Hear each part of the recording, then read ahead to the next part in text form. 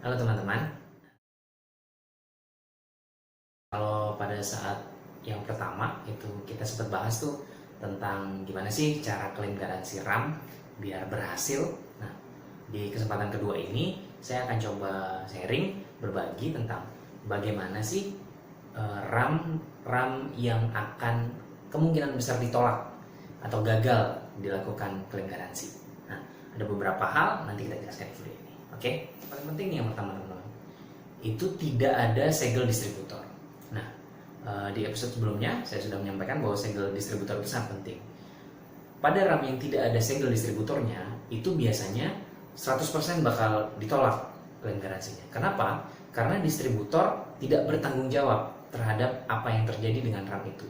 Atau dengan kata lain, biasanya RAM itu masuk ke Indonesia itu tidak melalui jalur resmi.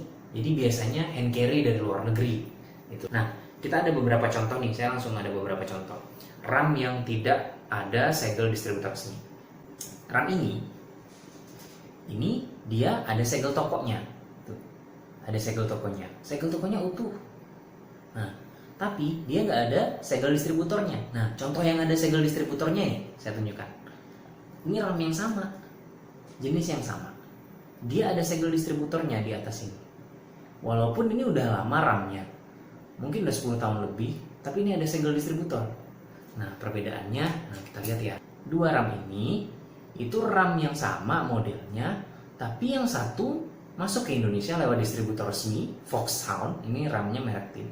Yang satu tidak lewat distributor resmi.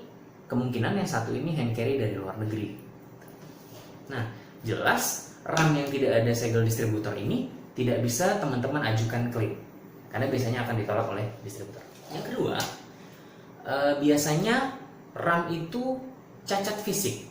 Cacat fisik itu dalam arti yang paling gampang itu biasanya tidak lengkap. Nah, ini RAM ini tidak lengkap teman-teman.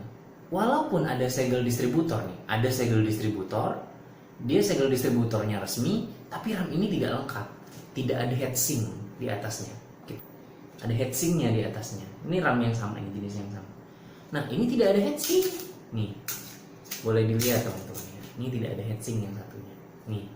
Nah, heatsink ini dicopot pada saat permasalahan ketika teman-teman mau pasang CPU cooler, mau pasang HSF, dia mentok kan. Kalau ada HSF yang besar, biasanya dia akan mentok di heatsink memori, di heatsink RAM. Heatsinknya dilepas. Nah, pada saat heatsink dilepas itu biasanya sudah tidak bisa diklaim garansi. Karena harusnya bentuknya tidak seperti itu, tapi seperti ini. Walaupun ada segel distributor, walaupun segel distributornya resmi dan utuh, dia tetap tidak bisa digaransi. Oke, tadi masih secara fisik ya. Biasanya segelnya rusak, tapi biasanya jarang terjadi sih teman-teman. Segel rusak itu saya nggak punya contohnya. Cuma biasanya segel rusak itu terjadi biasanya karena sengaja dibongkar, atau misalnya segel rusak itu lecet-lecet ke senggol-senggol heatsink, senggol-senggol komponen komputer yang lain, itu masih bisa. Biasanya cacat fisik juga ada kebakar di PCB-nya, tapi kita nggak bisa lihat, biasanya nanti dicek kalau tidak ada pasangan. Nah, jadi kalau RAM itu tidak ada pasangan, itu pasti tidak bisa diklaim garansi. Nah, contoh misalnya ini ada tulisan kit. Nah, ini teman-teman ada tulisan 3 kali 2 GB. Itu 3 kali 2 GB. Ini yang ditunjuk ini.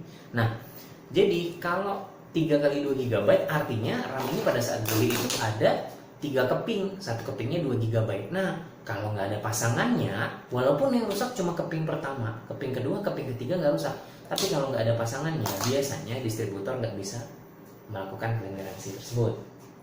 Nah, yang keempat, ini yang sebenarnya kadang membuat bingung, teman-teman. Kadang membuat bingung kita. RAM-nya ada, kemudian segelnya utuh, resmi distributornya, tidak ada cacat fisik, ada pasangannya, 3 poin yang tadi di atas terpenuhi semua, tapi 1 poin ini membuat RAM tidak bisa digaransi. Kenapa?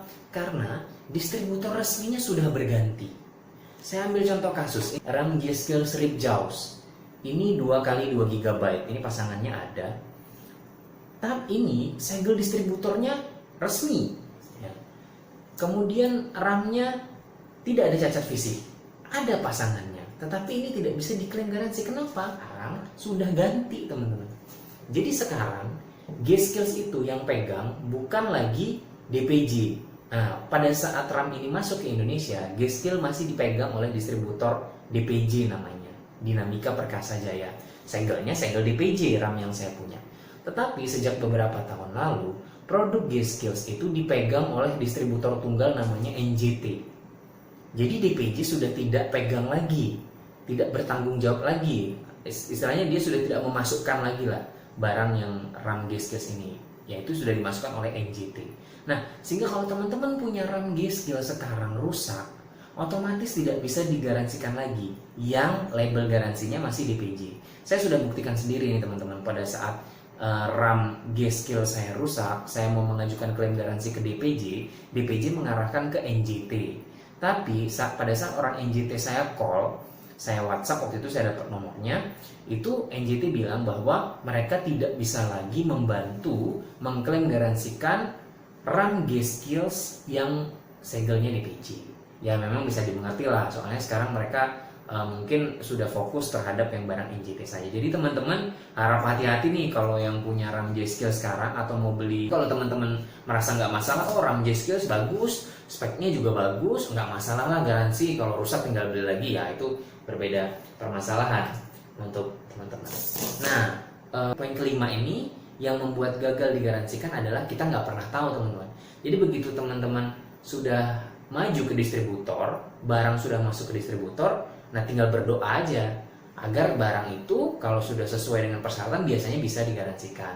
Tapi juga kita nggak pernah tahu, siapa tahu setelah dicek di RAM teman-teman ada PCB yang kebakar, rusak atau gimana. Itu kita biasanya nggak bisa ngecek dengan kasat mata sebagai orang awam, itu yang bisa dari distributor, dan keputusan distributor kita harus terima 100%. Tapi biasanya kalau poin 1 sampai 4 tadi yang saya sebutkan sudah dipenuhi oleh teman-teman dengan RAM teman-teman, biasanya itu klaim garansinya itu akan berhasil. Tapi kalau poin 1 sampai 4 tadi tidak terpenuhi atau gagal dipenuhi salah satunya, biasanya yaitu tidak berhasil klaim garansinya. Nah, itu adalah beberapa poin tentang apa sih yang bisa menggagalkan klaim garansi kita. Jadi untuk teman-teman nantinya lebih berhati-hati, lebih mempersiapkan agar klaim garansinya bisa disetujui atau berhasil.